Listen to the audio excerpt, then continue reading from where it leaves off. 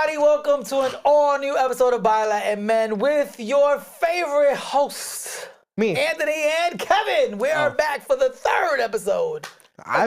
Listen, I'm putting in work this year. Kevin, right? I didn't run you away yet? Not yet. Okay. You didn't get canceled yet? Not yet. Okay. You still practicing respectability politics? All the time. Okay. Just checking. You know what's so funny is how many people during the last year that we weren't doing the show together, how many people, like, I don't know why they thought that we were, like, not friends. I know, yeah. Like, I remember there was one night we met up at the bar, and someone came out to me, very nice, and was like, hey, I really love BYLATINMEN. They're like, you know, what happened with you and Anthony? I was like, what do you, that bitch is outside looking for parking. Like, what do you mean? I was like, you know, like, me and Anthony are, like, real friends. But people are messy, though. People like the drama. Well, I mean... we have a history. I get a lot of but people are always looking for drama. Like they're looking for a fallout. That's just the nature of people that love social media. Like they can love a couple and then as soon as they break up, they picking a side and like dragging somebody. That's a great segue into our conversation about pop culture. But I do want to let you know that we do get a lot of DMs still on BYLATINMEN or to me. Asking, we need you and Kevin back. We are done with politics. I'm like, we're coming, girl. We're coming. They just want us to argue and be funny. All right. Well, this week we are going to be talking about pop culture because I thought it was interesting. I think pop culture is still something that is very prevalent, that is still very important to a lot of people, and I wanted to discuss that. So the reason why I wanted to have this conversation is because right now, as we're recording, the Oscars are coming up. And so I saw a post online that was promoting the upcoming Oscars, and someone commented, this is another distraction from the elites. And obviously this person was talking about like award shows in general. You know, right now it's award show season and everyone's like watching all these shows and, you know, celebrities are getting dressed up and walking on red carpets. And I know that sometimes it feels like, what is the point of this in this certain climate, right? So in your opinion, why do we still make time for this stuff that some people can see as like frivolous?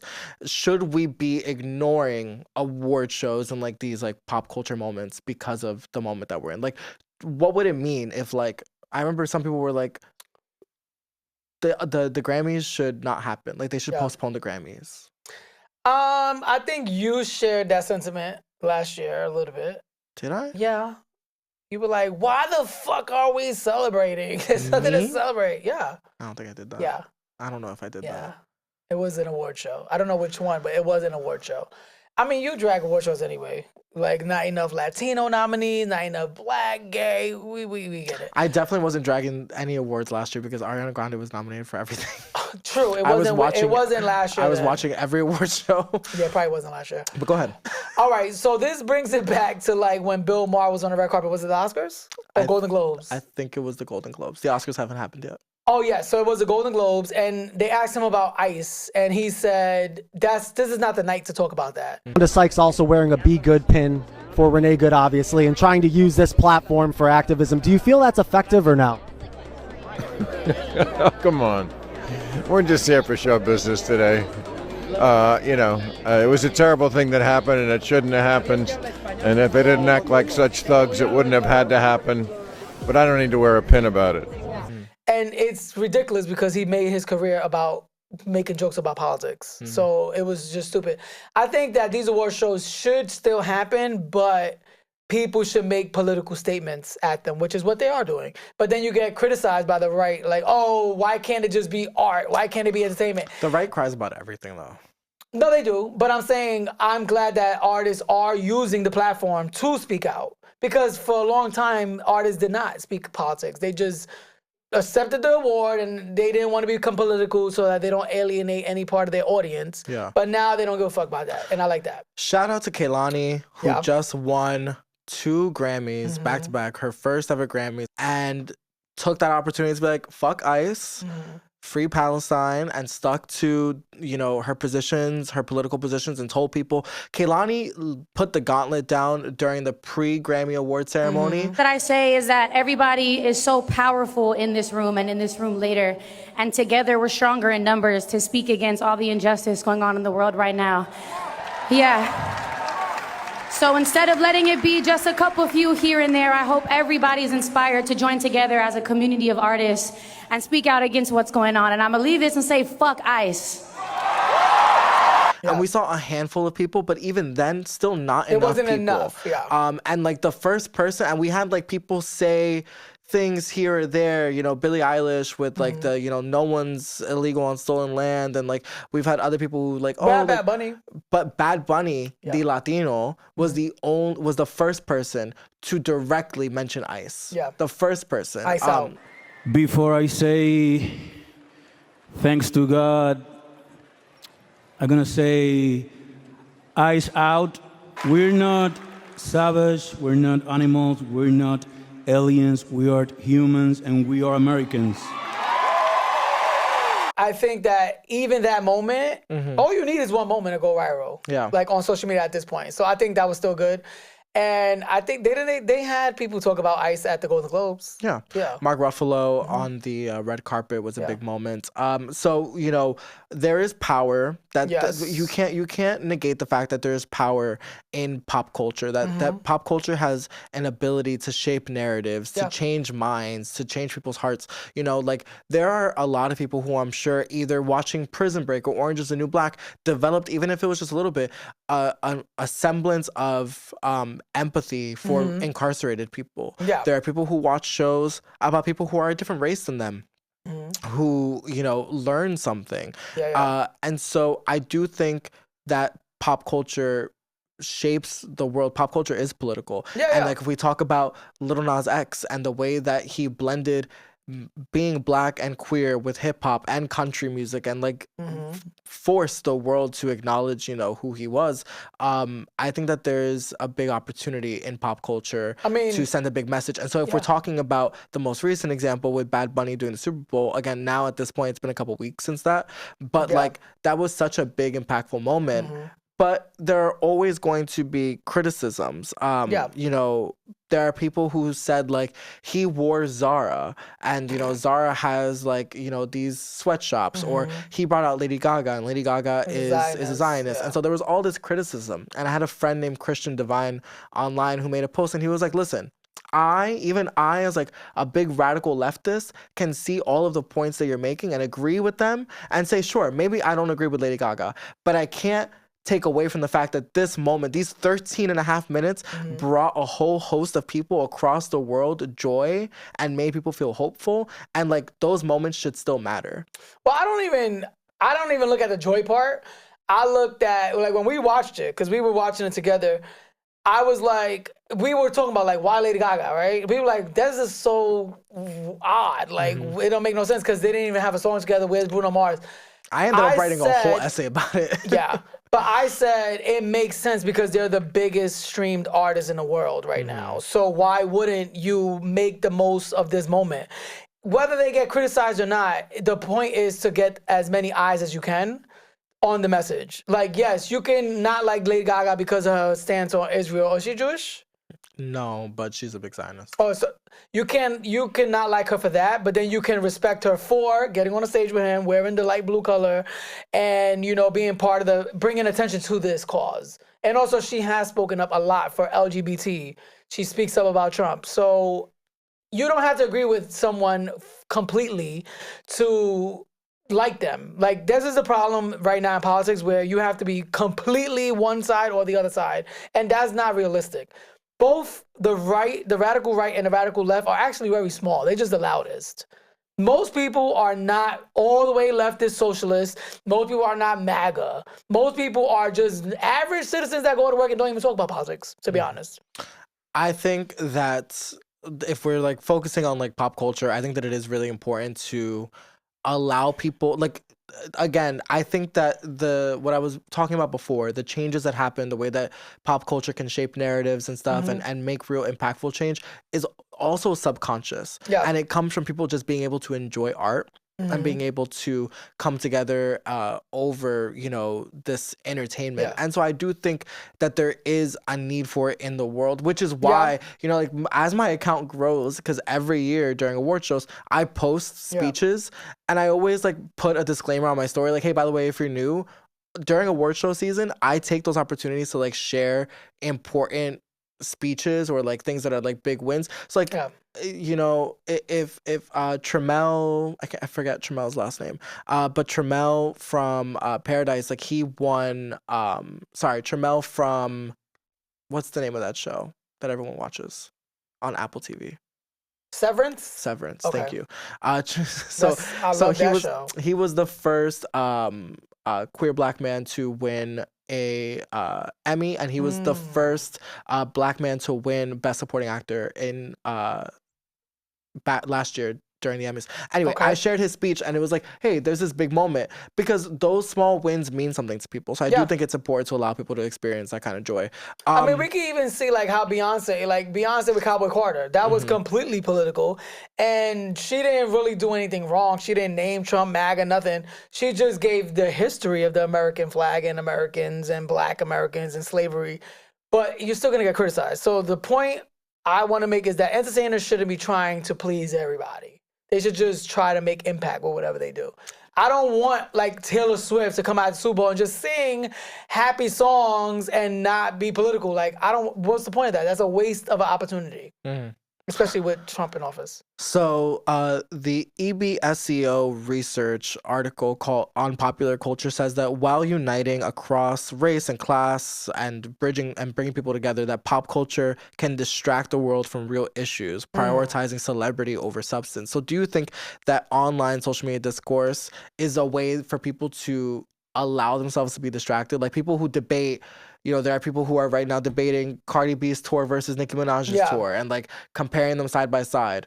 Is that different from people who like take a Sunday to watch an award show? Like, is that sort of silly? I don't think so, unless they're doing either or. Right now, people do everything. They on social media arguing, they're in every fucking comment section, but then they also are watching the important things, or they also are in tune with politics. Again, most people are not in tune with politics, which is why it's important that we do share as much as we can with politics, because even a lot of our followers are in tune with politics. They get it from us. Like, I don't have as many followers as you, but I get messages all the time. Like, people like, I come to you for the news source. I'm like, I don't post enough for the news source. So you need to actually watch the fucking news, but thank you. But like, it's important to share political stuff and things that are actually happening, because a lot of people are oblivious to it, especially in New York City, where anything is a distraction. You could just go to Times Square and be in a fucking bubble and you don't know what the fuck going on.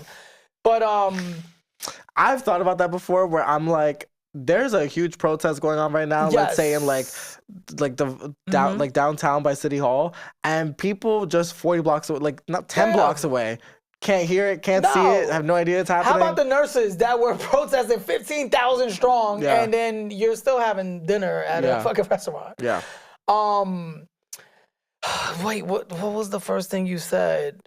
I was asking first thing you asked me. If pop culture distracts people. Okay, yeah. So I was gonna say, I would say pop culture is a distraction for people if you're like a Kim Kardashian fan. Like if you idolize these celebrities that really don't have any fucking substance and you just like their aesthetic and you like really are obsessed with their life, then that is a distraction. Like if you are only a Housewife fan and that's all you watch and all you talk about, then that is a distraction.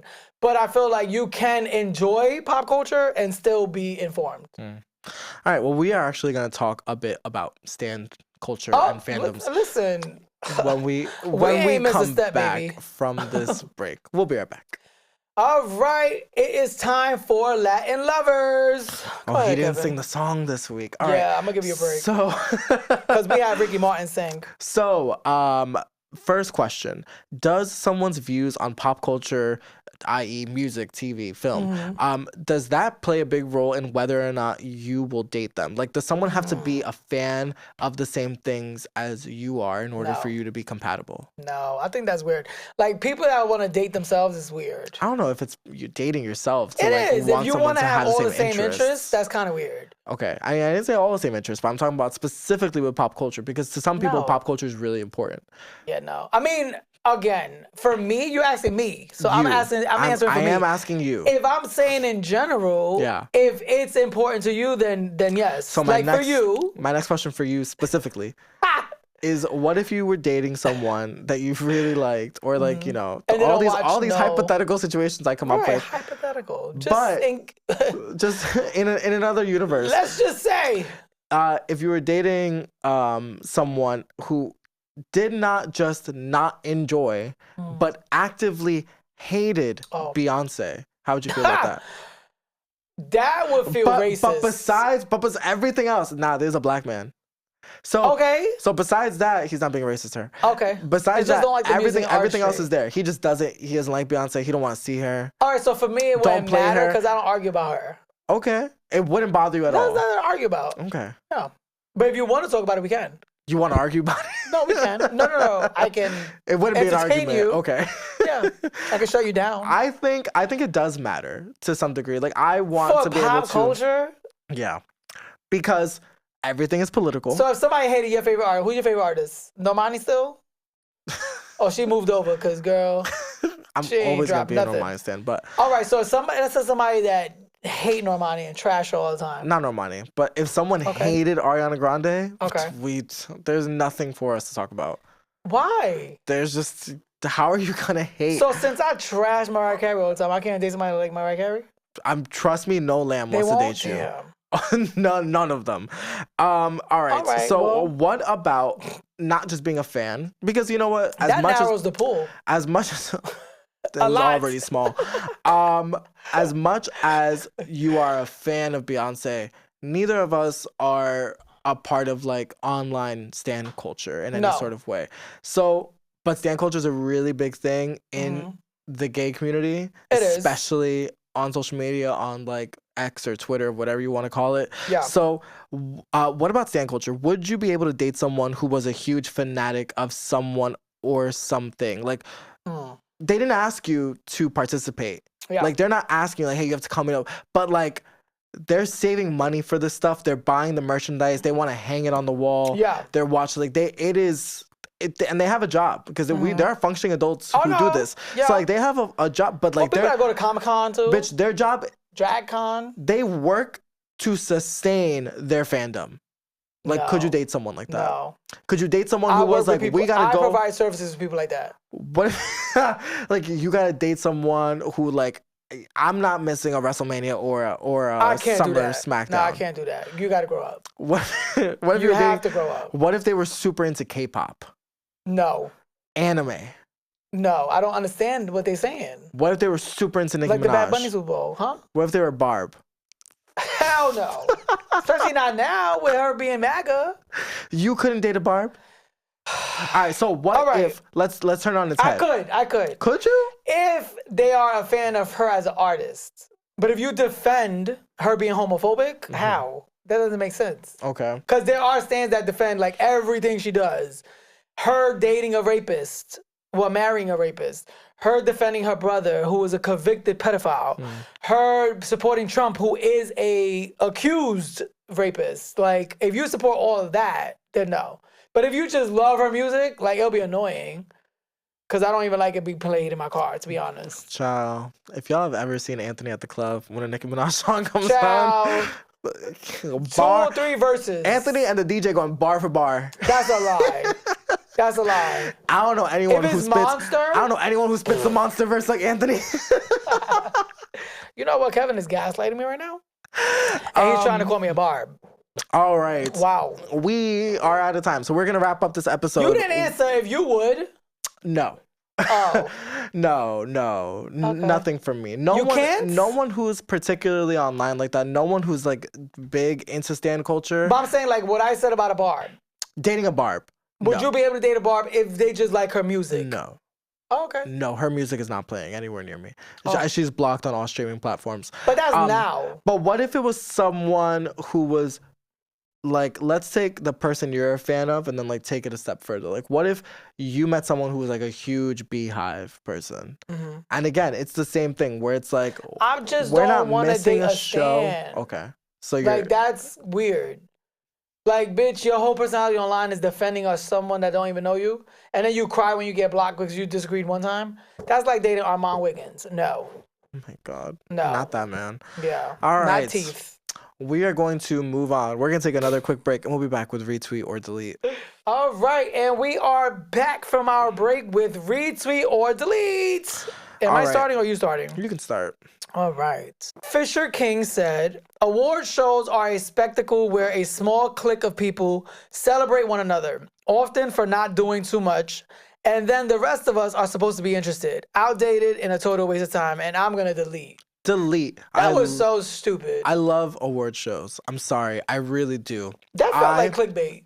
Award shows to me are like, especially film, because I don't really watch the Tonys. I do like theater, and you like Broadway too, but you don't watch the Tonys.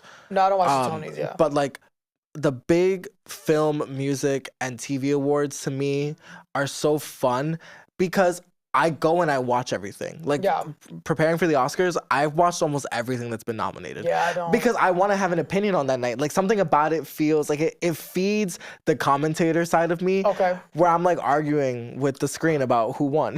No, I only care about music award shows, really. Yeah, okay. I don't really care about the Oscars or Golden Globes. I love the Emmys. I would like record it and then skip through it to see if I want to watch a performance or the comedian monologue. Yeah.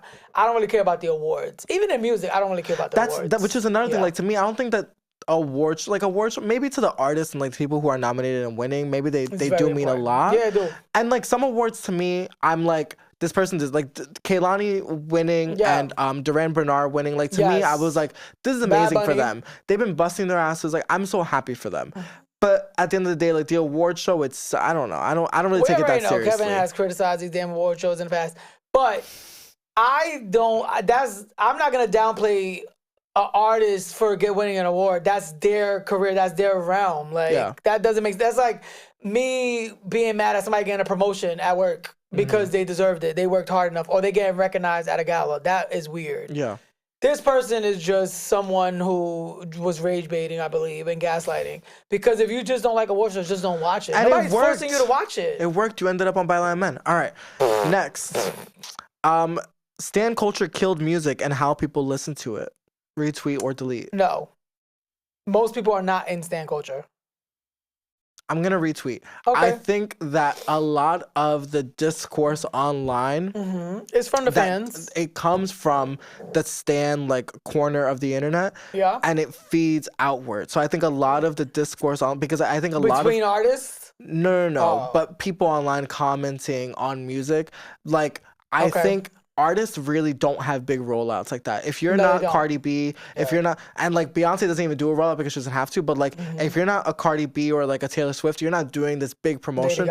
People put out, like, you find out like, oh, this person dropped like LMA dropped an album like 3 weeks ago. Cole. No one's talking about it. J. Cole, well, I bought that. Yeah. Who LMA, else? damn, I like her. LMA just dropped an album. Ari Lennox just dropped an album, and people don't talk about it. So a lot of the conversation comes from the stan culture corner of the internet, and what happens is, I think so. I think that's what drives the conversation online, and that's what dictates whether or not people are interested. And like you find, like when people, if an album will drop at midnight, and at 12:15 people are writing think pieces on Twitter, and I'm like, guys, this is art. Like you're not supposed to. Yeah, there's a writer, really prolific Black feminist, lesbian. Her name is Roxane Gay. She wrote the book Bad Feminist, and she said, I was watching her masterclass, and she was talking about how when Beyonce dropped, I can't remember, she said Renaissance or Cowboy Carter. No, it was either one of the last two. I can't remember which one it was. But she said when Beyonce dropped this album, I listened to it, I had all these feelings, right? But like, I didn't say anything about it. She's like, I wrote a review of Beyonce's album a whole year later because I sat with it. And then I finally had something to say about this because it's art and it lives. Like, and she was like, why are people writing reviews at 12:15? Like, that's not how you're supposed to ingest art. Kevin, you answer that. I think that stan culture, has made people feel like they need to immediately comment on something. But that's not just stan culture. That's like, even if a movie came out or if a TV show came out, an episode came out, that's what people do. I mean, there is a segment online for that. I don't think it dictates how other people digest or enjoy things. I mean, it does dictate how that really big portion of the internet does. Well, but that's stan culture, though. They are feeding, they're in that conversation. Like, at work, most people don't know what's going on when artists beefing or with what a fan is arguing or an artist is arguing with a fan on Twitter. A lot of people don't even follow artists on social media. To be honest, they just listen to their music. They're fans of their music. If we thought that stan culture was the majority of fans, most people would not sell any music because only a select amount of artists have a big fandom that have stans, that they could be like Rihanna, Beyonce, Nicki Minaj, Cardi B, that they argue all day. Taylor Swift, Lady Gaga. We can name them because we know there's only a certain amount of them. Yeah. But there's hundreds of artists, and they are successful. J. Cole doesn't have a stan base, and J. Cole is very successful. But he has me. Kendrick Lamar doesn't have stans. Yes, he does. What are they named? The Lamarians. No, they're just fans. That was very racist. All right, last one. Uh-oh. Stan culture allows many of you to get away with misogyny and homophobia you would otherwise condemn. If some of the tweets were attributed to someone else and read back to you in a different context, you'd be calling for that person to be hanged. Well, that's a little extreme, but yes, I retweet. I retweet. That goes to this bitch over here who stays calling people names. Who, me? Yeah, ho. Like what? I've had to gather you a couple times but for like misogyny. What? Your misogynistic misogynistic comments. It is not misogyny. It is misogyny. For calling a woman ugly? There's no need. We're not. You could be ugly with you a female, male, them, they, cat, dog. Okay. Yeah. Anyway, I retweet that. Me too. Okay. I retweet that because... Is it like looking in the mirror? It's not. It's like... It's not. It's like, let's say specifically Barb's. Like, if there's a Barb calling another one a faggot, a punk, or like reading them for like how they dress or wearing wigs and makeup, it's crazy. Because you're at the concert with a pink wig and a chicken wing chain. And it's like, how are you trying to be homophobic? It makes no sense. All right. Yeah. Fair. Okay. All right, y'all. Thank you so much for tuning into this week's episode of By Latin Men. We will be back next week with an all-new episode. Until then, make sure that you are registered to vote. Go to vote.gov to check your voter registration status because we need to take back Congress. Yes. Follow us on Instagram at By Latin Men. Follow Anthony at Mr. Anthony Polanco. Follow me at Here's Why Kevin. Subscribe to us on YouTube, and we'll see you next week. Take care. Love you. Bye. Bye.